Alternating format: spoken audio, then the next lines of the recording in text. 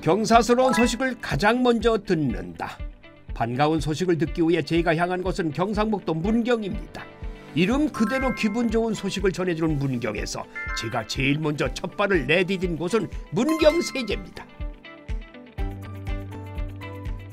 야, 와, 이 청명한 하늘. 자, 오늘도 길 위에서 인사드리는 최전봉입니다. 안녕하셨습니까? 제가 와 있는 이곳은 경상북도 문경입니다. 이 문경은 그 옛날 영남에서 한양으로 올라가던 길목이었대요. 그러면서 이 길이 얼마나 험했든지 엄청 유명했다고 합니다. 네, 모든 사람들이 한양을 올라가기 위해서는 이 길을 꼭 통과해야 했던 거죠. 과거 시험 보러 가는 선비를 비롯해서 일반 백성들도 이 길을 거쳐야 한양을 올라갔던 겁니다. 그 수많은 사람들이 거쳐갔던 이 길, 기쁨과 희망과 슬픔과 괴로움을 묻었던 이 길을 따라서 오늘 최지봉이가 여러분들과 함께 떠나보겠습니다. 좋습니까? 오케이, 레디 고! 삶의 희로애락이 녹아있는 길 위로 떠나는 문경 여행, 지금 출발합니다. 굽이굽이 깊은 산중에도 더디지만은 시간은 흐르고 또 한 번의 계절이 지나가고 있네요. 자, 매번 길 위에서 인사를 드립니다마는 저는 계절의 변화를 온몸으로 느끼고 있습니다. 아, 벌써 늦가을입니다. 벌써 겨울 초입이에요. 네, 겨울을 알리는 이 소식도 맨 먼저 여기서부터 알려주지 않을까요? 네, 이곳은 문경세제의 세 관문 중에 첫 번째 관문이에요. 주흘관이라고. 이 주흘관이 어떤 곳인지, 이 숨어있는 보석 같은 곳을 조금 만나는 분께 한번 여쭤보겠습니다. 숨겨진 보석, 주흘관이 어떤 곳인지 한번 가보시죠. 아, 저기 계시네요. 안녕하세요. 네, 안녕하십니까. 반갑습니다. 네, 반갑습니다. 아이고, 네. 일찍 나오셨네. 네, 네. 오늘따라 날씨가 꽤 추워요. 네, 오늘 좀 날씨가 추워서. 그렇죠. 네. 벌써 초겨울로 들어서고 네, 있습니다. 맞습니다. 네. 이 주흘관이 어떤 곳인지 좀 소개 좀 해주시죠. 네, 여기가 이제 네. 문경 세제인데 이 세제길이 그 예. 조선시대에 예. 서울에서 한양에서 부산까지 갈 때 예. 가장 높고 험준한 곡이었습니다. 아, 네. 그래서 이제 새도 이렇게 넘어가다가 그 힘들어서 쉬었다 가는 곳. 쉬었다 가는 곳이라 조령이라고 표현을 했는데. 아, 조령, 세조자, 네. 고개령자. 네, 아, 그렇습니다. 네네. 여기는 관문이 총 3개가 있습니다. 여기가 1관문, 일관문, 2관문, 다 예. 2관문, 3관문이 있는데 사실 임진왜란이 1592년도에 발생되기 전에는 관문이 없었습니다. 아, 그래요? 네, 그런데 임진왜란이 생기고 난 다음에 2관문을 예. 먼저 만들고 1708년도에 이곳 그 세제 쪽이 아주 요충지이기 때문에 군사적으로 아. 1관문과 3관문을 1708년도에 숙종 때 다시 만들었습니다. 그래서 이 영남에 있는 많은 사람들이 과거 시험이나 혹은 개인적인 일로 아니면 공무적인 일로 그 한양에 올라갈 때 반드시 넘어야 하는 네. 제일 첫 번째 관문입니다. 영남에서 한양으로 향하는 길. 험준한 길이라도 꼭 이곳을 통과해야지만 한양 땅을 밟을 수 있었기에 일반 백성에게는 물론이고 군사적 요충지로도 문경세제는 중요한 곳이었다고 합니다. 그 당시에 신립장군이라고 신립장군. 네, 여기 내려와서 그분이 말을 타고 싸우는 예. 분이라서 여기를 포기하고 충주 탕금대에서 거기 배수의 진을 치고 싸우다가 결국은 전멸을 당하는 그런 슬픈 역사가 우리가 있는 곳입니다. 전멸을 했어요? 네, 탕금대에서. 네, 아, 탄금대에서. 네, 충주에서. 충주 네. 탄금대에서. 네, 네, 그렇습니다. 아, 아픈 역사가 있군요. 예. 자, 그러면 제가 또 여기 제가 듣기에는 무슨 옛 박물관? 옛길박물관입니다. 옛길박물관. 전국에서는 최초로 유일하게 예. 옛길과 관련된 것을 많이 이렇게 전시를 해놓은 옛길박물관이 멀지 않은 곳에 있습니다. 아, 옛길 박물관. 네네. 가시죠. 함께. 네. 몇백 년간 수많은 사람들이 걸었던 그 길 위에는 어떤 이야기들이 펼쳐져 있을까요? 그 이야기가 궁금한 저는 전국에서 하나밖에 없다는 옛길 박물관으로 향했습니다. 자, 여긴 뭐 이렇게 다 작고 지도도 작고 그러네요. 네. 저게 개나리 보침 아니에요? 네, 맞습니다. 개나리 보침. 네, 저거는 내가 지참을 해. 네, 맞습니다. 내가 어깨에 메고 다녀야 할 개나리 보침에 내가 꼭 필요한 건데 여기 있네. 네. 응? 이 작은 책들이나 지도책이나 이런 물품들을 저기에 넣어서 저기다 보관하고 저기다 메고 다니면서 쉽게 풀어 볼 수 있도록. 네네. 그리고 요 작은 책들은 이제 저희들이 좁쌀책이라 그러기도 하고 수진본이라 그러는데 수진본. 이 숫자가 이 소매 숫자입니다. 그러니까 소매에 이제 넣어서 넣어서 이렇게 필요할 때 꺼내서 도포자라. 네. 돈이죠 저게. 아, 그리고 나침판도 있어야 되고. 나침판. 네, 다음에 물을 떠먹어야 되니까 표주박도. 아, 표주박도 있어야 되고. 그러니까 다 조그만해, 다 조그매. 제일 중요한 신분증. 아, 신분증, 호패. 이 신분증도 달고. 요거는 이제 채색으로 그린 지도입니다. 종이 한 장을 들고 전국을 걸어다니며 하나하나 그려나갔을 옛 지도. 이 지도가 길을 걷는 또 다른 이들의 길잡이가 되어줬죠. 작은 길 하나, 산봉우리 하나 놓치지 않은 그 세심함에 감탄이 절로 나옵니다. 지도가 이렇게 대한민국을 전체로 그린 지도가 있고, 다음에 도별로 경상도, 도별로. 충청도 예. 그린 게 있고, 그보다 더 작은 게 현별로. 예컨대 문경현. 현별로. 그런 지도들이 좀 더 그 당시 정보를 더 많이 알 수가 있겠죠. 네. 그런데 문제는 이제 과거에는 대부분 여기 보시다시피 채색 지도로 그렸기 때문에 축척이나 이런 게 안 맞아서 사실 이 지도를 펴고 이 길에 따라가면 가까운데도 실제로 가보면 멀고. 네, 그래서 사실 축척이 좀 안 맞아서 그래서 우리 조선 정부에서도 이 축척을 맞추려고 굉장히 애를 많이 썼습니다. 그래서 뭐 조선시대 중기가 지나면서 후기로 가면은 이제 뭐 이제 그쪽 비변사인 방한지도라 그래서 모른종이처럼 이렇게 해서 축척을 맞추려고 애를 썼고 가장 큰 백미는 저기 잘 아시죠? 김종호 선생님의 대동여지도 같은 경우는 그렇죠. 산줄기, 물줄기, 길까지 표현을 다 했기 때문에 거의 축척을 맞게끔 그렇게 잘 그린 지도입니다. 자, 이거 지도고 길을 보니까요. 그 옛날 옛 지도, 현재의 지도, 현재의 길. 아, 이제 비교가 되네요. 네, 맞습니다. 옛 길하고 지금하고. 이 종이 한 장에 과거와 현재가 그대로 담겼습니다. 지도 속 길을 걸으며 힘든 순간이 다가왔을 때 우리 선조들은 어떻게 이겨냈을까요? 길동무와 두런두런 이야기를 나누거나 혹은 노래 한 소절로 고단함을 날려보내지 않았을까요? 길 고개 그러면 가장 먼저 생각나는 아리랑이죠. 아리랑입니다. 그래서 전국적으로 아리랑이 많지만 그렇죠. 저희 문경세제도 아리랑이 계속 전해져 오고 있습니다. 예, 우리하고는 아리랑하고 뗄래야 뗄 수 없는 그런 관계를 가지고 있잖아요. 네, 아리랑. 특히 이 문경세제 아리랑은 여기 보시면 중요한 책이 하나 있습니다. 이 1896년에 그 헐버트 선교사 아시죠? 선교사. 예, 선교사가 우리나라에 와가지고 더 코리안 보컬 뮤직이라는 것으로 해서 세계적으로는 처음으로 아리랑의 그 음을 오선지에 그립니다. 거기에 가사가 영문으로 적혀 있는데 문경세제 박달나무 홍두깨 방망이로 다 나간다 라는 문경세제 아리랑의 대표 사설이 실려 있습니다. 아, 사설까지 실려 있네. 그 외에도 많은 아리랑의 가사가 있었다라고 나오는데 왜 하필 문경세제 아리랑의 가사를 저 밑에 적어놨을까? 아마 그 당시 서울에서 이 문경세제 아리랑 가사가 많이 들렸던 것 같아요. 헐버트한테. 아, 이제 그게 이제 더 올라가면 이제 흥선대원군의 경복궁 중수공사하고 관련이 있습니다. 그때 이제 경복궁 타령 보시면 어떤 게 있냐면 울진의 금강성 나무 경복궁으로 다 들어간다. 그러니까 뭐뭐로 다 들어간다라는 그걸 가지고 아마 우리나라 사람들이 또 술 한잔하고 아리랑 하면 게살을 또 많이 하지 않습니까? 개살 좋아하지. 네네, 그래서 마음대로 부르는 거지 뭐 그냥. 이게 흥선대원군이 아리랑이 그 당시 많은 남자들이 부역을 했기 때문에 예. 나를 떠나는 낭군 그래서 아리랑이라는 그런 어원도 있다라고 합니다. 그래서 아마 이 구절이 서울에서 유행을 했기 때문에 그 헐버트라는 선교사가 그 구절을 많이 듣고 아마 대표적인 가사로 저렇게. 그러니까 저희들은 근대에 기록된 아리랑. 새들도 힘들어 쉬어갔다는 문경세제. 두 발로 걸어야만 했던 이들에게 얼마나 힘든 길이었을까요? 그 험준한 산길을 넘어가며 불렀던 아리랑이 한양의 당도에서도 입에 남아 흥얼거렸겠지요. 그 노래소리를 들은 선교사가 악보에 아리랑을 남기며 문경세제 아리랑에 대한 사설도 남겼습니다.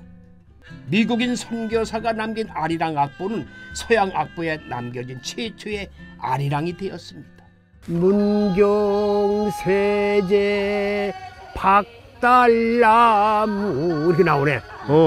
홍두깨 박팡망이 다 나간다. 아리랑 한 소절 부르고 나니까 저도 다시 길을 나설 힘이 불끈 솟네요. 그 힘으로 하늘과 맞닿은 문헌 속 최초의 길을 찾아 나섭니다. 하늘과 맞닿은 길. 네. 그래서 하늘제. 네. 이 길은 옛날부터 있었겠지만 예. 우리가 고 문헌에 가장 먼저 등장하는 길입니다. 아, 문헌에. 네, 그 명칭은 이제 계림령이라고 되어 있는데 이거는 신라의 이두식 그 발음으로 네. 여기가 이제 마골산이라고도 했기 때문에 마골. 네, 마골. 그러니까 삼을 재배할 때 아, 삼마자. 그 껍데기를 네. 그 결합 한자로 표현을 하다 보니까 계립이라고 썼던 겁니다. 계립. 여기 얽힌 그 이런 옛날 얘기라든지 전설도 많을 것 같아요. 네, 여기도 이제 사실 세제가 조선 시대에 이제 공식적인 길이 되기 전에는 그 전까지는 서울에서 부산으로 갈 때 이 길을 다 통과를 했습니다.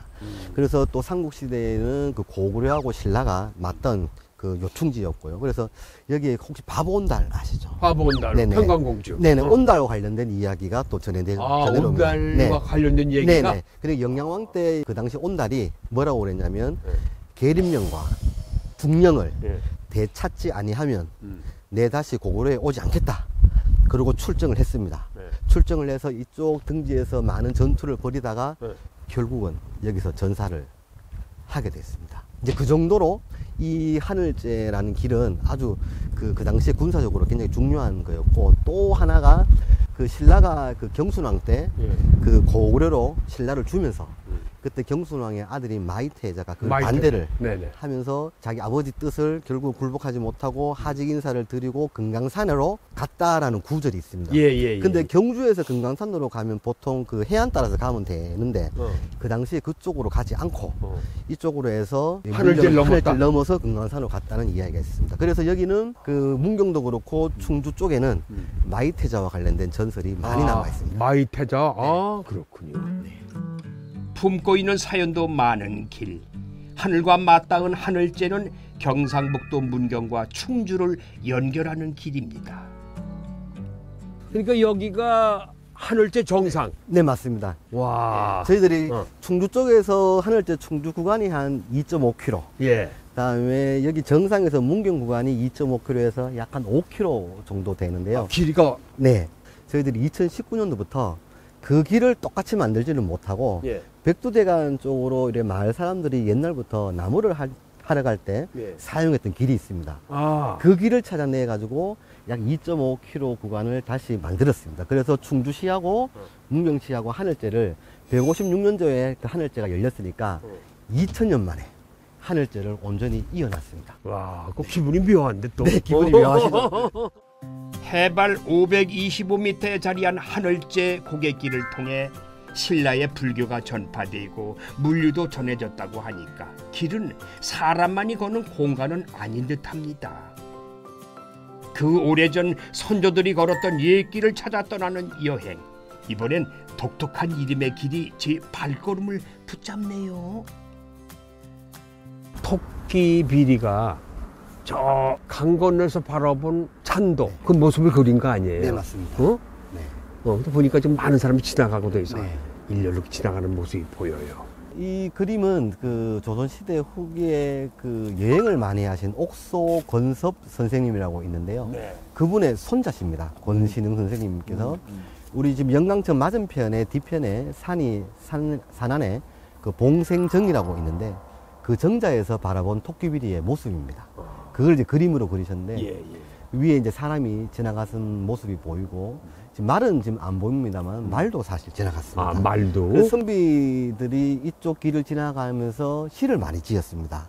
그래 말을 타고 가니다가 무서워서 내려서 말을 끌고 갔다거나 양의 창자처럼 꾸불꾸불한 길을 위험하게 간다거나 그런 식의 남아있는 시가 또 많습니다.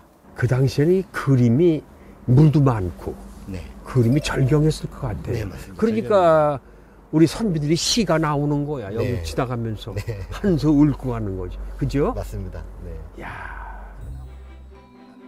이름은 앙증맞지만 영남 지역의 길 중에서 가장 위험한 길로 꼽힌다는 토끼 비리. 제가 한번 걸어봐야겠지요. 한 발 한 발 내디딜 때마다 길폭은 좁아지는데 이 길로 사람도 말도 다녔다는데 믿어지세요? 와, 야 이건 진짜 그 옛날 이 험한 길을 어떻게 걸었을까요? 네, 어? 맞습니다. 집신 신고 네. 비가 오는 날이면 지팽이 짚고 얼마나 힘들었을까요? 네, 참 계절의 끝자락에 딱이 석양이 넘어가는 걸 바라보면서 팀장님과 걸은 것이 오래오래 기억될 것 같습니다. 그리고 앞에 바라보는 이 풍경이 야 이게 물 지금도 아름다운데 만약에 이게 물이 넘치고 이게 녹음이 우거진 여름이었다면은 네.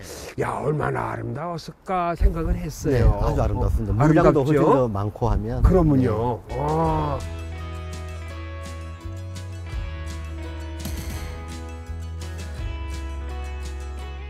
꽤 오래 기억될 풍경을 뒤로하고 저는 문경의 짜릿한 순간을 맛보러 왔습니다.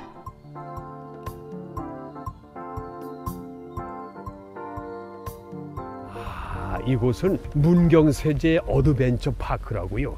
문경세제에 오시면은 한 바퀴 쑥 돌아보고 여기서 몸 푸는 데예요. 남녀노소 누구나 다 몸을 풀 수 있는데. 저기 또 나와 계시네. 안녕하세요.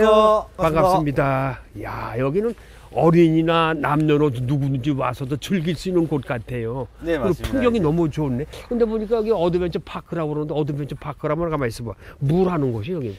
장비 착용하고 챌린지 이제 모험 체험 활동을 하는 거예요. 네. 이제 각 구간마다 12코스가 있는데 이제 각 구간마다 다 특이한 이제 이색 체험이 있어가지고요. 한번 해보면 참 짜릿하고 즐거운 될 겁니다. 짜릿한 체험을 하는 곳이군요. 네, 그 맞습니다. 저 같은 사람은 그 어떤 체험에 딱 어울려요? 선생님 같은 경우는 찐단이 제일 어울릴 것 같습니다.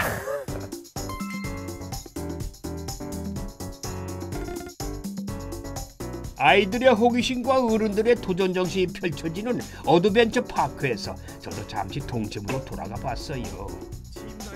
아래에서 봤을 땐 높지 않아 보였는데 막상 올라가서 보니까 다리가 후들후들 떨리는 것이 이거 참 어떡하나 싶더라고요. 이거 한 몇 초 걸릴까요? 저희는 한 20초에서 30초 정도 보고 있습니다. 2, 30초. 네, 준비되었을까요?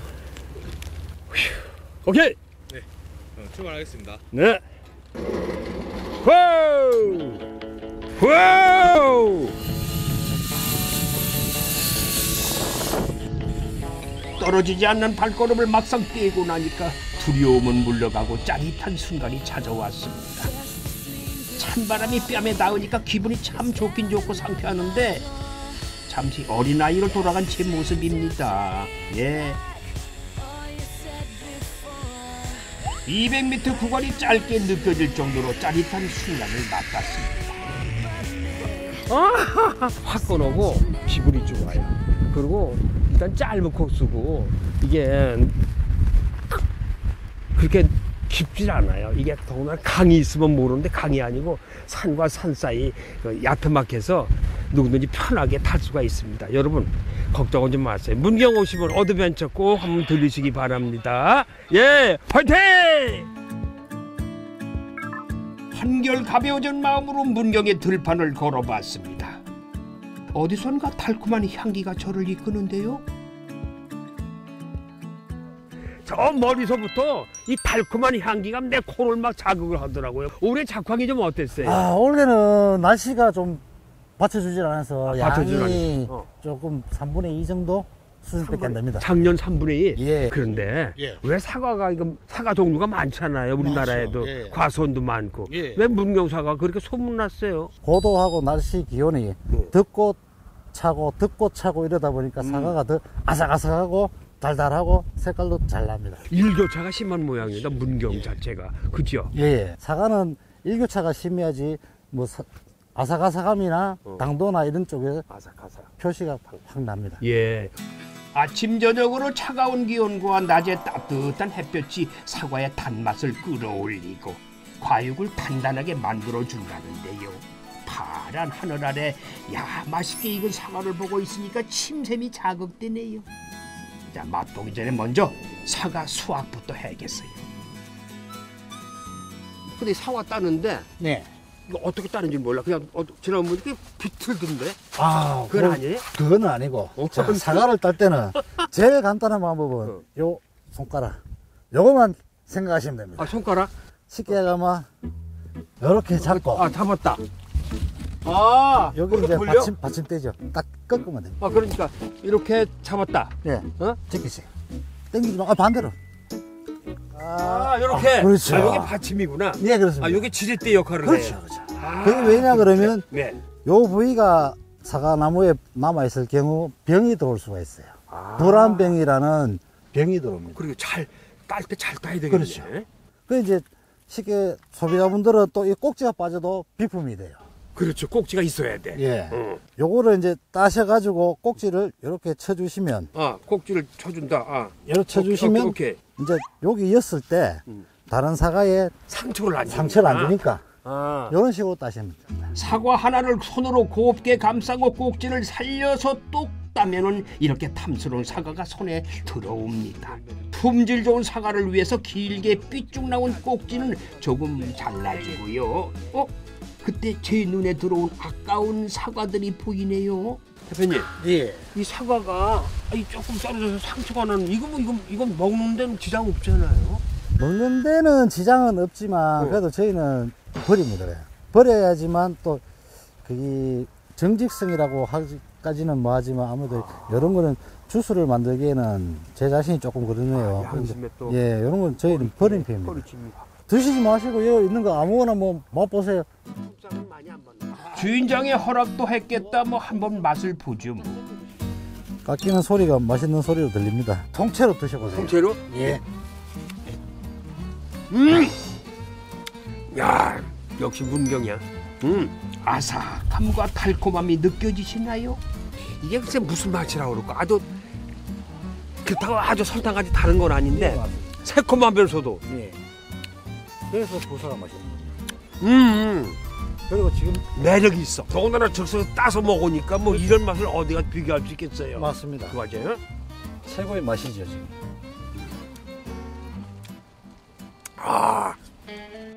겨울로 향하는 지금 이 순간의 이 달콤함이 참 오래오래 기억될 것 같네요.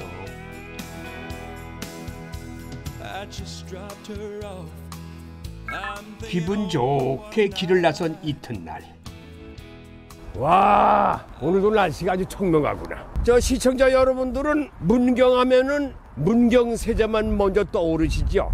그런데요, 문경에는 또 하나 더 유명한 게 있어요. 뭔지 아세요? 바로 문경 도자기입니다. 해마다 봄만 되면 새봄맞이 찻사발 축제가 열리는데 내국인뿐이 아니라 외국에서 엄청 많은 분들이 찾아와서 아주 소문난 그런 찻사발 축제라고 합니다. 박물관 들어가서 체험도 해보고 두루두루 한번 살펴볼게요.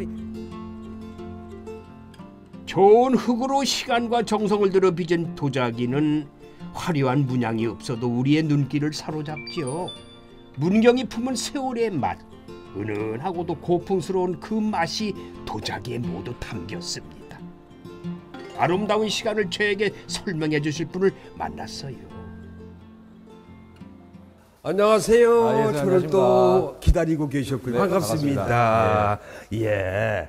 야, 이 문경 도자기가 유명하긴 유명한 모양이에요. 박물관까지 있는 거 보니까요. 이 문경 도자기 박물관은 2009년도에 일종 도자기 전문 박물관으로 이제 등록이 되어 있습니다. 왜 문경 도자기가 그렇게 유명하고 소문이 났을까요? 응? 문경 도자기는 특히나 찻사발이 되게 유명하거든요. 찻사발도 유명하죠. 네네. 우리나라 전통 장작가마로 찻사발을 구워내기 때문에. 장작가마로 구워낸다. 예, 맞습니다. 그런 전통 방법으로 구워내기 때문에 유명한 모양이지요. 예, 그렇죠. 도자기를 만들 때 쓰이는 흑인 태토를 구하기 쉬웠던 문경에는 아주 오래전부터 도자기를 만들어 생계를 잇는 사람들이 많았습니다.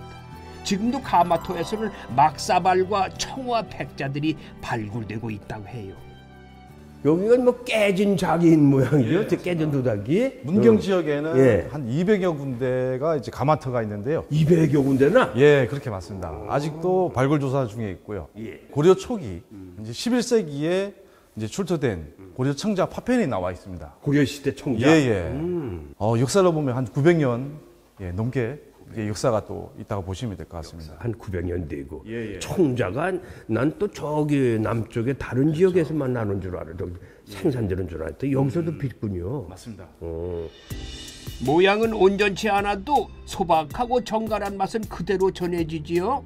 고려 시대부터 이어온 문경 도자기는 조선 시대를 거쳐 일제 강점기 그리고 근현대를 넘어서 지금까지도 명맥을 이어오고 있습니다. 이야, 문경이 배출한 명장님들이 다 이게 여기 몇 분의 작품이 전시되어 있나 여기를? 예, 34분의 이제 대표 작품, 한 80여 작품들이 지금 전시되어 있습니다. 80이라고. 예, 예. 그럼 현재 상주하고 있는 명장들도 계시겠죠? 네, 있습니다. 지금 3분 계시고요. 예, 국가 중요 무형문화재 사기장이신 백산 김종 선생님도 여기서 작업하고 계시니까요. 예. 수백 년이 흘러 아무리 기술이 발달되었다고 해도 손으로 빚는 이 도자기의 매력은 따라오진 못할 거예요. 시간과 정성이 들어간 도자기에만 온 신경을 불어넣는 명인들이 여전히 문경을 지키고 있으니 참으로 든든한 거예요.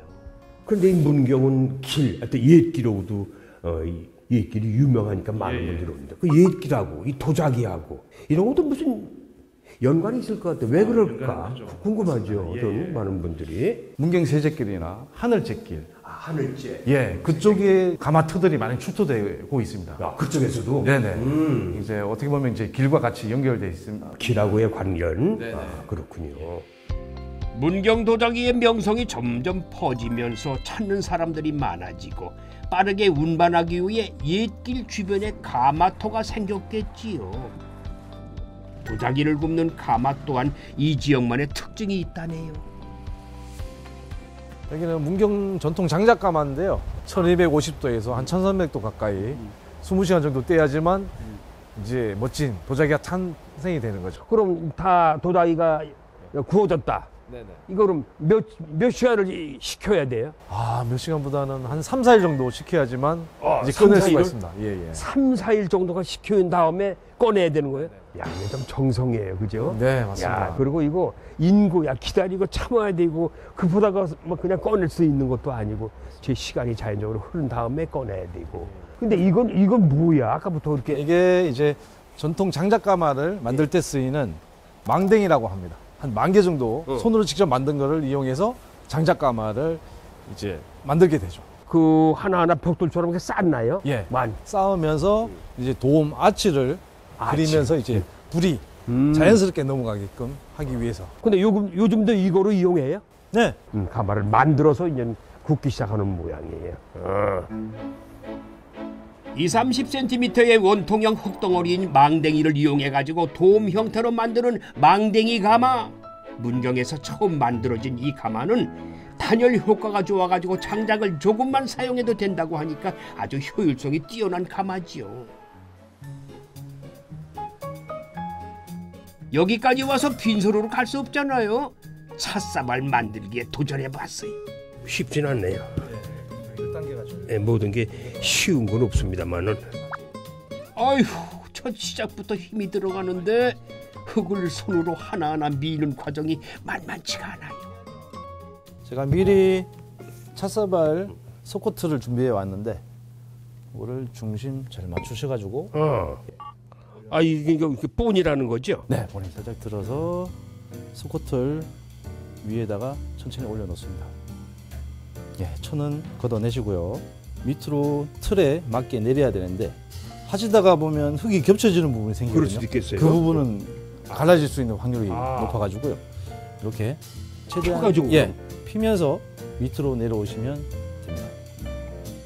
이제 혼을 불어 넣듯 한 땀 한 땀 정성을 들여야 합니다. 표정만큼은 완전히 도자기 명인이에요.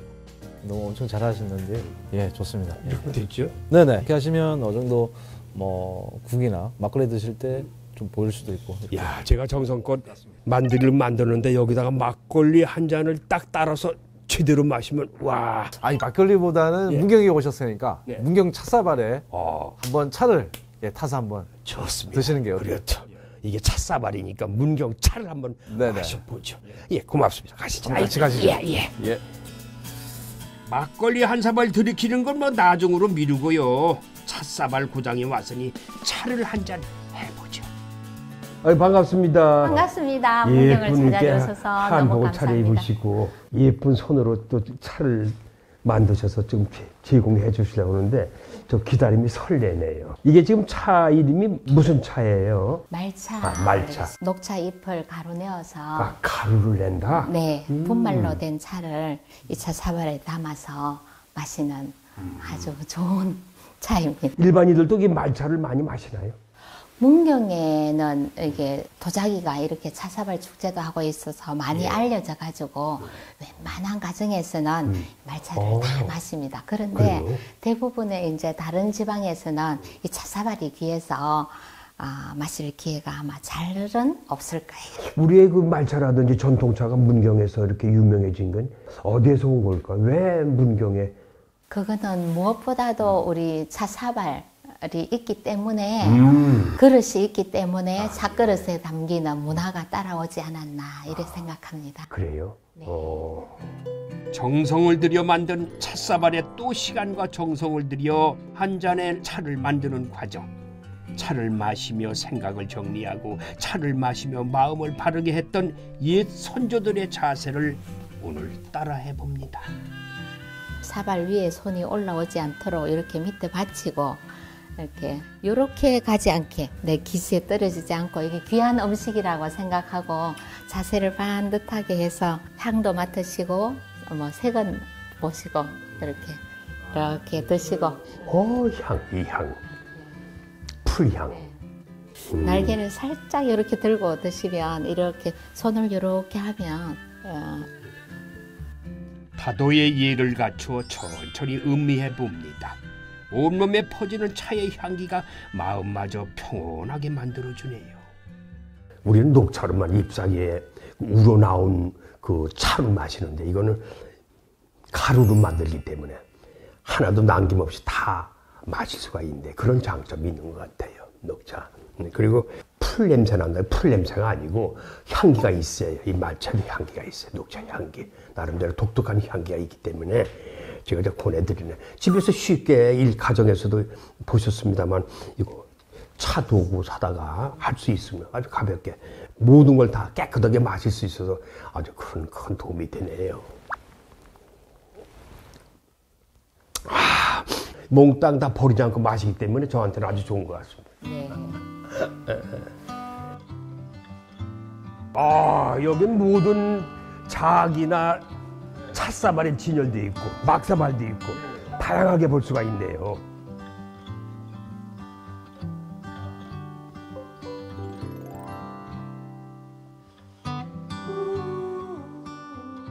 깨끗하게 한 잔을 비우듯 마음과 몸의 피로를 씻고 다음 여행지로 향해 봅니다. 명성이 자자한 도자기의 비결은 좋은 흙이 있기 때문인데 이런 문경에는 특별한 돌도 있다고 하네요. 그 돌을 찾으러 제가 온 곳은 한우집이에요. 야, 이보니까 딱 진수성찬이야. 이 문경 약돌 한우가 소문났잖아요. 예. 왜 이 약돌 한우가 유명해졌고 맛이 좋은지 난 모르겠어요. 저희가 이제 거정석이라는 거를 이제 사육기간에 소한테 먹이고 있거든요. 그런데 그게 소한테 이제 좋은 영향을 좀 줍니다. 육질면에서 좀 좋은 면을 줘가지고. 약돌 자체가? 그래서 그 부분이 아마 이제 소 육질의 그 조직감이라 그러는데 그 탄력성 부분에 굉장히 좋은 영향을 줘가지고 육즙이라든지 풍미라든지 이런 게 좋습니다. 이 사가시는 분들은 뭐라고 그러세요? 일단 맛이 좋다 그래요. 맛이 좋다. 좋고 고기가 씹는 맛이 있다. 씹는 맛이 있다. 네. 그러면서 또 부드럽다. 그래 말씀을 하시니까 아마 좋게 봐주셔가지고 그런 것 같습니다. 근데 뭐 이렇게 큰 거가 뭐예요? 여기 저희가 이제 소를 키울 때 사료에 넣는 거정석이라는 겁니다. 가기 전에 이런 상태에 있다가 나중에 이제 저희가 소한테 공급을 할 때는 이런 식으로 이제 갈아서 준다. 예, 가공을 소화초? 해가지고. 예. 아, 갈아서 먹인다. 이게 바로 거정석, 약이 되는 돌, 약돌이에요. 아, 이걸 갈아서 소한테 먹인다. 자, 말씀은 들었으니까 이제 맛을 봐야 되겠죠. 제일 중요한 건 맛이니까. 네, 요건 육회는 그냥 먹어도 되는 거고. 제가 좀 출출하거든요. 돌을 먹인 한우, 그 맛이 참 궁금하더군요. 아주 연하다 육질이. 식감이 글쎄, 약돌 돌아갔다고 생각하고 먹으니까 더 다른 맛이 나는 것 같아. 아주 연한데. 더할 나위 없었던 약돌 육회에 이어가지고 이번엔 제대로 한 끼 해봤습니다.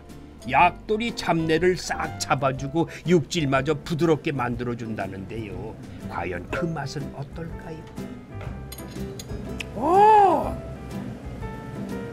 원래 이렇게 안창이 연해요? 아주 연하네. 예, 맞습니다. 이 안창이 그 소의 그 내장을 좀 잡고 있는 근육이라 가지고 바깥에 이제 운동하는 근육하고는 달라서 이게 아주 부드럽고 맛있습니다.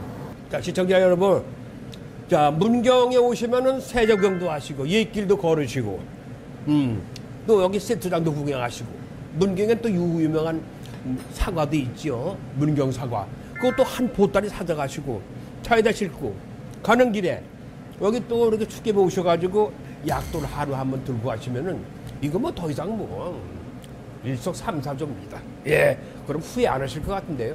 와. 오랜 시간이 쌓인 옛길을 걸어보는 문경 여행. 길을 따라 걷는 여행객의 배가 든든해졌으니까 다시 또 걸어가 봅니다. 그 문경에 들리시면은 아주 특별한 곳이 있다고 제가 얘기를 들었는데 그걸 특별한 곳을 저한테 설명해 주실 분이 여기서 만나자 했나? 어디서 만나면 모르겠네. 저분이신 것 같아. 사람 얼굴 보니까. 안녕하세요. 안녕하세요. 많이 익숙한 얼굴 같은데. 어서 오십시오. 본 사람이야. 어디서 뵀지? 마지막 여행지를 소개해줄 특별한 분을 만났어요.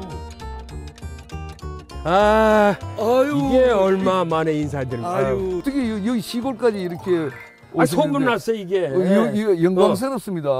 이 특별한 곳에 돌린의 무슨 습지예요? 돌린의 섭지라고 해서 돌리고 하는 섭지가 아니고요. 외래어입니다. 외래. 그러니까 석회암지대는 보통 물이 이렇게 안 고이는데 여기는 특이 지형이 돼가지고 물이 고이는 거예요. 그래서 특이한 섭지고 또 이게 하천이나 뭐 해안가가 아니라 이 계곡에서 이렇게 물이 고이는 석회암지대가 아주 세계적으로 드문 곳이죠. 그러다 보니까 우리가 보물단지를 몰랐는데 이제 겨우 보물단지를 알아가지고. 이거 언제 그럼 발견했어? 이제 2017년도 우리가 이제 6년 됐네. 6년 됐어요. 그때 처음으로 이게 이제 학술적으로 학자들이 이런 데 곳이 있구나. 그래서 이것을 관리를 해야 된다. 많은 사람들이 알려야 된다. 그래가지고 이제 환경부에서 이제 섭지 지정도 받고. 지정 받으셨구나. 그래요. 이제 그걸로 끝나는 게 아니고 이 섭지라고 그러면 또 족보를 관리하는 데가 람사르라는 데가 세계적이야. 남사르 거기 협정에 들어가야 돼. 람사르에 등록이 이제 되고 그다음에 마지막은 람사르 섭지 도시라고 하면은 최종적으로 람사르에서 세계적인 섭지로 인정을 받죠. 그다음에 또 이제 지질학적으로는 보면 이제 우리가 유네스코의 그 세계 지질공원 등록을 받아야 돼요. 그럼 생태적으로 지질적으로 두 가지 양수 겸장이 되면 세계 최고가 되는 거예요. 그래요? 그래 그걸 다 추진하고 있어요. 시장님이 입에 침이 마르도록 칭찬하는 돌린의 습지. 그도 그럴 것이 석회암지대에 빗물이 고여 생겨난 무릉덩이인 돌린의 습지가 형성되는 것은 세계적으로도 희귀한 일이라고 하네요. 포도나무와 억새굴락이 장관을 이룬 돌린의 습지는 말 그대로 생태계의 보물창고예요. 시장님, 오다 보니까 여기 저게 고라니 샤오장이라고 있어요. 여기 희귀한 동물이나 희귀한 식물들이 많이 있는 모양이죠. 이게 섭지라는 게 원래 그 학문적으로는요.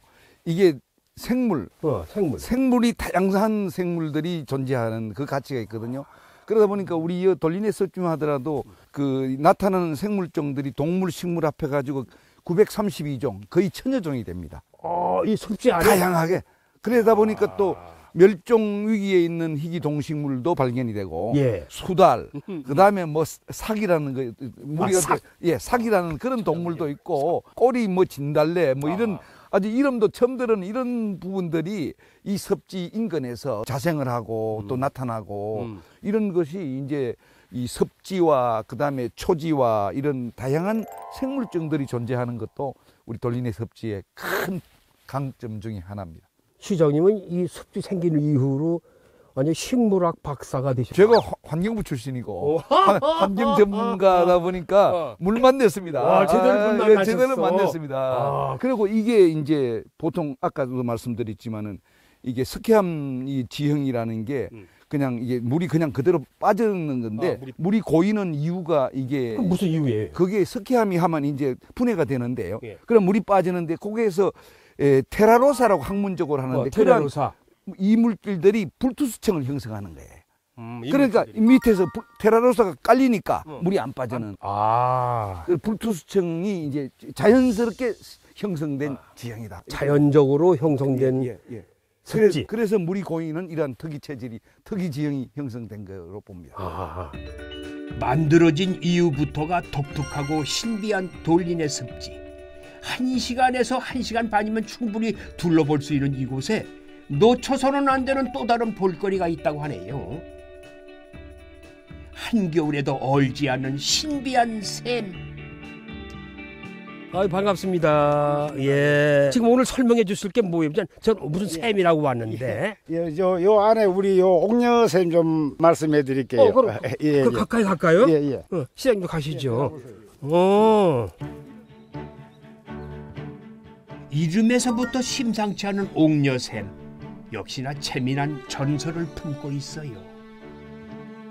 옥황상제가 병이 났을 때 공주가 여기 물을 보고 내려와서 이 물을 길러다가 조석으로 이래 들여가지고 낳았다고 하는 그런 전설도 그런 전설이 있군요. 예, 우리 여기가 옛날에는 저들 어릴 때 여기 이 가구가 있었습니다. 가옥도 여기 사람이 살았어요? 살았습니다. 몇 가구나 되는 예, 우리 요 섭지 안에는 세 가구가 살았습니다. 세 가구가 살았었는데 그때는 배고픈 시절이니까 예, 밤으로도 닭도 훔치 먹으러도 오고. 이 깊은 산속에. 예, 맞습니다. 예. 주인 어른 신발 저 멀리 버리고 훔쳐가지고 도망가고 못 따라오게 그런데. 옹달샘이 품은 이야기도 이곳에 살던 이들의 이야기도 참 재미납니다. 근데 지금도 물이 졸졸졸 나오거든요. 이게 물을 마르지 않겠어요? 예, 여기는 겨우 한겨울에도 얼음이 안 옵니다. 예, 이 물이 뜨신 물에 나가니까 요 나가는 거는 얼음이 안 옵니다. 여기. 예, 여름에만 차갑고 겨울에는 따뜻하고. 예. 조심하세요. 넘어지시면. 그렇게 좀 아직은 따뜻하지는 않아. 그렇죠. 좀 시원한데. 겨울철 되면 추울 때 되면 이 김이 너무 나죠. 그래요. 여름엔 시원하고 겨울엔 김이 나고 따뜻하다. 그 물이 마르지 않는다. 이게 옥녀샘? 예, 옥녀샘입니다. 문경이 만들어낸 신비로운 자연의 보고. 조용히 흐르는 시간 속에서 작은 동식물이 부단히 자기 생명을 이어가고 있는 돌리네 습지. 멸종 위기종과 희귀 동식물이 서식하는 생태계의 중심인 돌리네 습지가 오래오래 소중하게 이어졌으면 하는 바람입니다. 자, 오늘 또 시장님 만나 뵙고 아주 귀한 곳을 안내받아서 고맙습니다. 오래오래 좀 기억하고 있을 것 같아요. 앞으로 계획도 있으시죠? 있습니다. 이렇게 보물단지 돌리네 섭지를 많은 우리 국민들 또 많은 또 관광객들이 와서 보고 또 이 좋은 보물단지를 함께 체험하고 그러기 위해서 이제 아까 얘기한 람사르 유네스코 이래서 족보를 확실하게 만들고 그다음에 또 이제 지금은 아직까지 얼마 안 되다 보니까 출입도 길도 좁고 그다음에 주변에 이게 상품들이 꽃단지를 만들어서 다양하게 해서 많은 관광객들이 이렇게 힐링하고 재미있게 보내는 그런 명실상부한 섭지의 명소로 만들어 가겠습니다. 예, 앞으로 그런 보물이 되리라 믿습니다. 그래서 많은 분들이 이 보물을 보고 감동하고 아, 대한민국에도 이런 멋진 습지가 있구나. 그렇게 느낄 수 있고 많은 분들이 아마 공유해서 함께 좋은 문경으로 사랑받을 수 있는 곳으로 막 거듭나기를 부탁드립니다. 그렇게 하겠습니다. 네. 시간 내주셔서 고맙습니다. 오늘 귀한 시간 네. 너무너무 감사합니다. 고맙습니다. 감사합니다. 소중한 이들과 소중한 시간을 보내는 것만큼 좋은 여행은 없겠지요. 저는 오늘도 길 위에서 귀한 인연들을 만나 재미난 이야기, 즐거운 이야기를 들어보았습니다. 새로운 계절이 다가와도 지금의 기억들이 이 길 위에 계속 남아있기를 바랍니다. 자, 가을의 끝자락에서 함께 떠나봤던 문경의 시간 여행 어떻게 잘 보셨나요? 저는 이번 여행에서 아주 참 가치가 있고 귀한 시간이었습니다. 많은 사람이 함께 다녔던 오래된 길, 옛길을 한번 걸어보았고 또 귀한 습지와 생태계를 둘러보았습니다. 여러분들은 어떠셨어요? 아주 귀한 시간이었죠? 고맙습니다. 자, 지금까지 문경이었고요. 저는 다음 시간 새로운 길에서 다시 인사드리겠습니다. 고맙습니다. 언제나 길을 따라 새로운 곳으로 향하는 저에게 길은 그저 묵묵히 걷기 위해 존재하는 것이었지요. 하지만 문경에서 만난 옛길을 통해 새롭게 깨달은 게 있습니다. 길에는 무수히 많은 이들의 말할 수 없는 이야기들이 가득하다는 거요. 삶의 기쁨과 슬픔이 담긴 길 위의 이야기를 찾아 다시 또 인사드리겠습니다.